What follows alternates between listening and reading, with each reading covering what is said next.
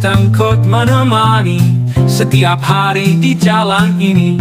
Informasi mengalir bebas bersama Taufik Sagwanto. Halo teman-teman Saling Sapa Podcast, Saling Sapa Jalan-Jalan, edisi podcast angkot. Seperti yang sudah janjikan di episode kemarin, ketika narasumbernya Pak Malik, saya ngomong ketika beliau membahas sosok Nasir. Ya inilah beliau, the one and only Mr. Nasir Ngeblues atau Rizan Ngeblues. Oh, angin itu tangannya, atau gini kita. Biar gak capek katanya kalau gini nih. Selamat datang di podcast Saling Sapa. Saling Sapa. Saya tertarik sekali ketika di sebuah podcast kemarin ketika membahas sosok Mbak Ratna. Ada sosok yang sangat dekat dengan Mbak Ratna, yaitu Mas Nasir.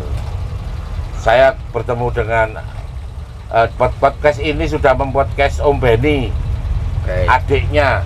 Jadi secara biologis adiknya.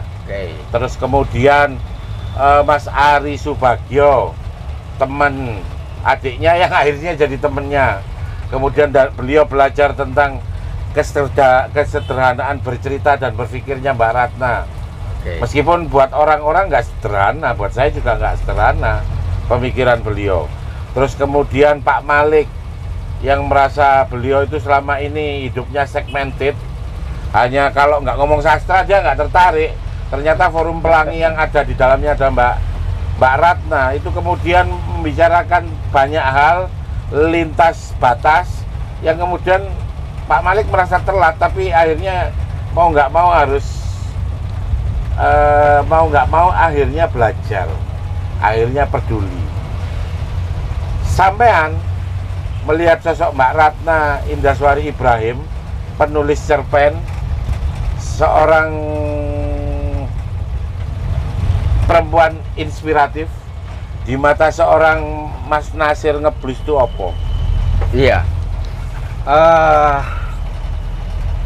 Awal-awal di tahun 2000-an ya, saya merasa Mbak Ratna itu sosok pejuang kemanusiaan yang berusaha memperjuangkan nilai-nilai lewat karya sastra. Nah, yang agak menggelisahkan saya waktu itu, banyak mahasiswa angkatan 2000-an itu justru nggak tahu Mbak Ratna itu siapa. Nah, akhirnya saya berinisiatif waktu itu, mahasiswa yang berkumpul di tempatku, tak ajak ke Mbak Ratna. Disclaimer teman-teman, maksudnya Mas Nasir tempatku, Mas Nasir dulu aktif sekali di apa ya Mas? Bursa Buku, Kampung Budaya, di mana apa namanya, Kampung Budaya apa ya, Kampung Budaya dan Forum Diskusi 28. Dan itu di situ ada bursa buku ya Mas ya? Jual buku lama di daerah stasiun. Tapi akhirnya tidak hanya sekedar bursa buku, di situ akhirnya jadi pusat-pusat perlawanan dan pusat-pusat kritik terhadap pemerintah pusat maupun daerah, yang akhirnya hilangkan. Sengaja nggak sengaja nggak tahu. Ayo gimana ceritanya? Sampai bawa mahasiswa itu ke. Jadi saya pikir Mbak Ratna itu sosok yang penting, harus diketahui, harus ketokohannya itu harus dimunculkan. Karena di Rumah Budaya Ratna pada masa itu hampir semua aktivis itu berkumpul di sana. Nah, yang jadi persoalan saya waktu itu, kenapa anak-anak muda nggak tahu? Ini jadi persoalan untuk regenerasi. Buat sampai itu masalah ya? Buat saya itu sangat bermasalah.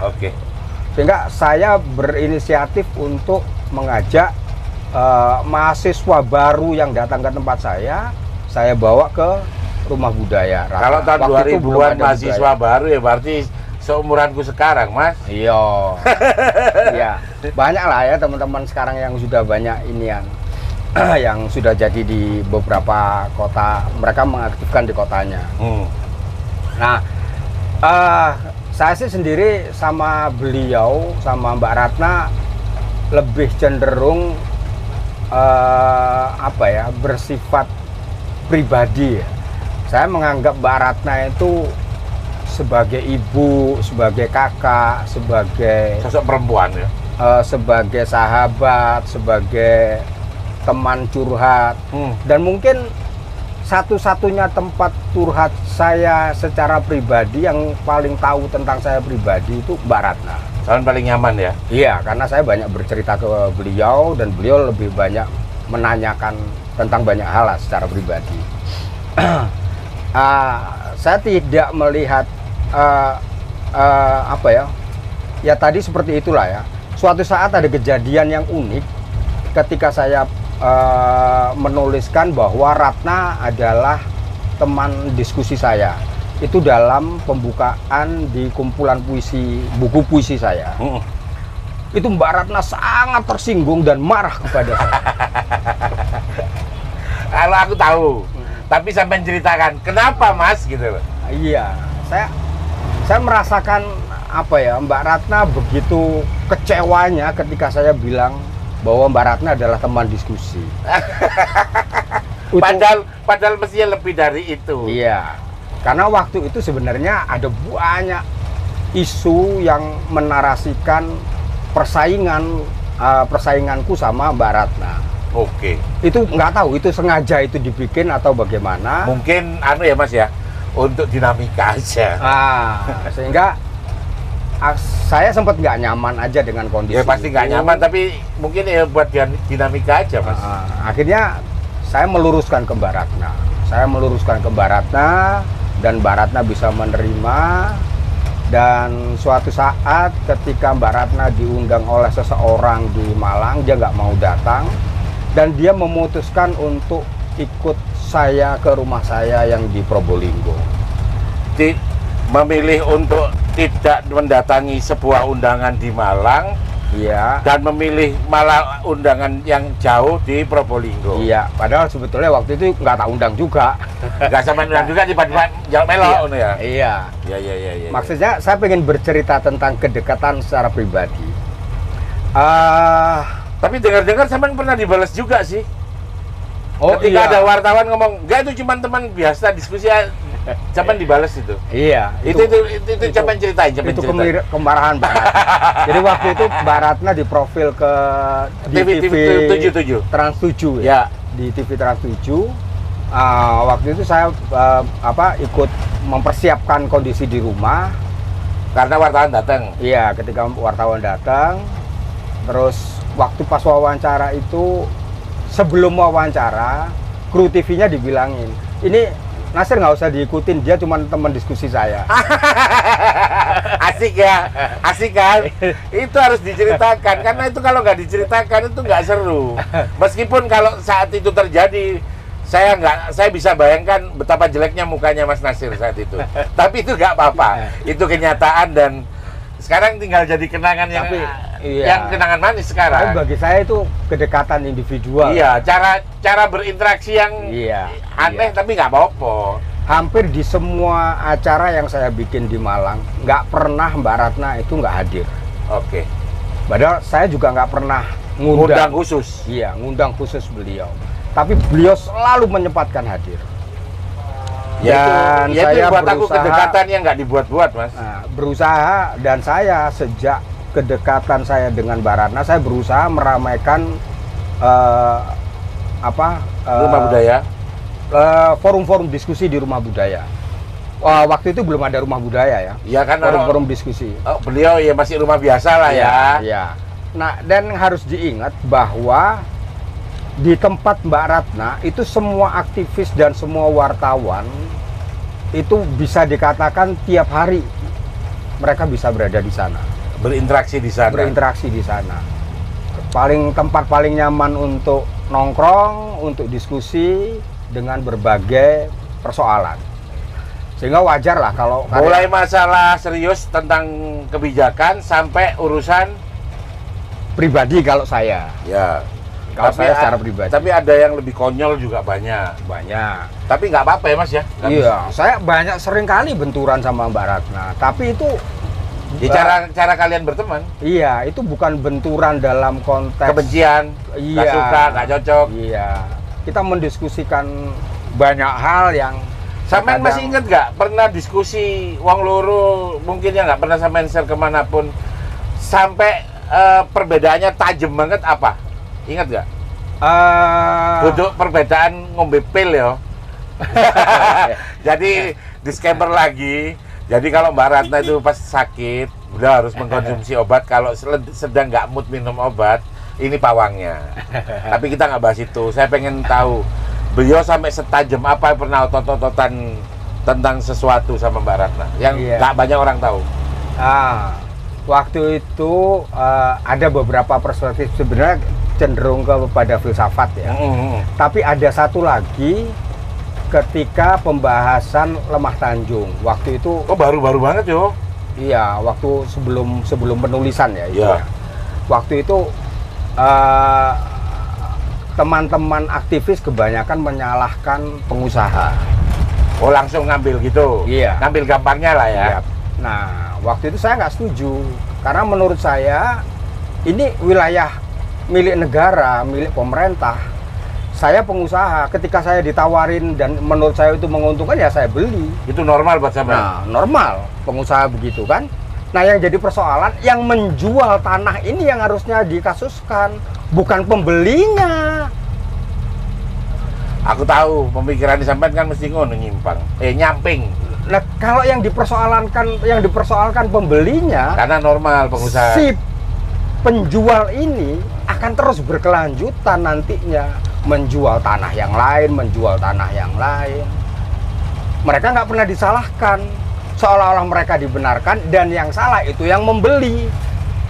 Yang namanya pengusaha di seluruh dunia, ditawari kapan menguntungkan ya pasti diambil. Itu normal. Itu wajar. Nah, perspektif ini yang saya agak lumayan benturan, agak rame sama Mbak Ratna. Kalau Mbak Ratna langsung ngikat ininya. Nah, karena teman-teman waktu itu kebanyakan arahnya ke sana. Oke. Ya. Sampean cuma berusaha untuk menyeimbangkan aja sih sebenarnya. Ya, Aku lah gitulah. apal kayak sampean. Itu. Sampean menyamping untuk cek ono sing berpikir nyamping, cek gak ngenceng kabeh. Aku ro gaya sampean dan itu Ya, memang itu kan gayanya dinamika. beliau, saya apal itu. Coba saya ngomong A kan dia pasti ngomong B. Atau sebaliknya dia ngomong B, saya pasti akan ngomong C. Biar nggak ketemu aja sih. Enggak, karena persoalan itu saya pikir kita harus clear dalam menganalisa, Ya, betul. membaca persoalan. Maksudnya biar semua terbaca, semua terdetek. Ya. Iya, jadi ya nggak apa-apa kalau memang katanya. Tapi kalau kita mau memberhentikan proses itu, memberhentikan penyakit, kan kita harus tahu Semuanya. bentuk penyakit itu Iya. apa. Sebabnya apa semua. Nah, sehingga kita tidak salah memberikan obat. Ya biar nggak nanggung juga kalau mau sembuh. Nah, kan gitu. Yes. Begitu kita salah memberikan obat, Makin jawabannya cuma dua. Orang ini makin sakit, apa langsung mati? Kan begitu aja. Ya. Sama dalam konteks kebijakan. Enggak buat aku nih. Samaan melihat rumah budaya Ratna di era sekarang masih perlu ada nggak? Perlu. Rumah budaya di zaman sekarang wajib memberikan ruang untuk regenerasi. Dengan gaya apapun ya. Dengan Dengan gaya gaya apapun. sekarang nggak urusan ya. Yang harus diingat juga bahwa Mbak Ratna dulu itu sebenarnya secara tidak langsung dia melakukan regenerasi, terutama terhadap teman-teman cewek, perempuan. Oke. Karena Mbak Ratna selalu mensupport gerakan perempuan. Oke. Perempuan bagi Mbak Ratna wajib berdaya. Wajib berdaya dan Mbak Ratna sangat mensupport itu. Jadi kalau ada penulis perempuan Beliau sangat support ya. anak muda, Mbak Ratna tidak melihat itu sebagai pesaing dalam prosesnya. Malah itu generasi beliau. Nah, Mbak Ratna menganggap bahwa itu adalah regenerasi yang akan melanjutkan proses beliau. Yes. Nah, semangat ini yang harusnya dibaca di era sekarang, bahwa regenerasi itu bukan persaingan eksistensi. Regenerasi itu cuma ingin melanjutkan sebuah cerita besar, gambaran besar, atau peradaban besar. Nah, begitu harus melanjutkan dan melestarikan. Yes. Jadi eksistensi kebudayaan itu menjadi tetap kuat. Sehingga ketika yang tua hilang, yang muda berganti. Dengan Tapi nilai-nilai yang gini loh Mas, sudah- sorry Mas ya, aku nggak mau mengecilkan anak-anak sekarang. Tapi cuman nggak takut nggak anak-anak kita gagap? Enggak, karena menurutku selama ini mereka tidak pernah Tahu itu ya Mas ya? mereka tidak pernah didampingi dalam berproses. Di bidang literasi itu. Iya, seolah-olah terjadi gap. Oke. Kalau mereka dia Aku yang tua, kamu yang muda. kalau mereka dihadapin ke buku suruh baca, mungkin mereka lebih hebat dari kita kan. Nah, dalam proses regenerasi umpamanya Iya. ya. Sebenarnya ketika mereka berkarya, kan kita yang tua tidak langsung menjustifikasi bahwa karyamu jelek. Oh enggak. Kan harusnya nggak begitu, Enggak. gitu Maksudku, kan? mereka dasarnya gagap karena selama ini mereka berinteraksi sama barang mati. Pada satu sisi iya, pada satu sisi kelemahannya itu tidak terjadinya proses pendampingan. Kita lupa dampingin itu ya. Iya, tidak ada pendampingan. Kita yang salah dong berarti. Iya, Generasiku yang salah. iya. Oke. Generasi kita yang salah. Oke.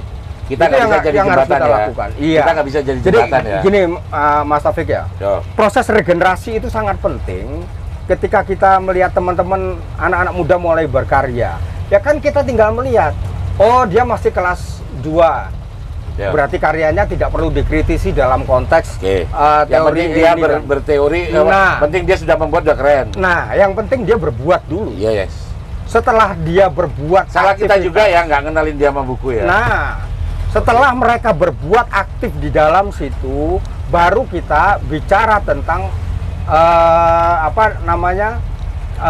aturan-aturan.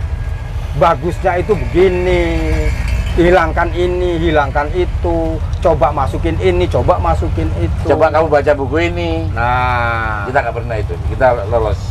itu kita nggak pernah lakukan. Ya, kita generasi yang salah. Dalam konteks teman-teman aktivis pun sama.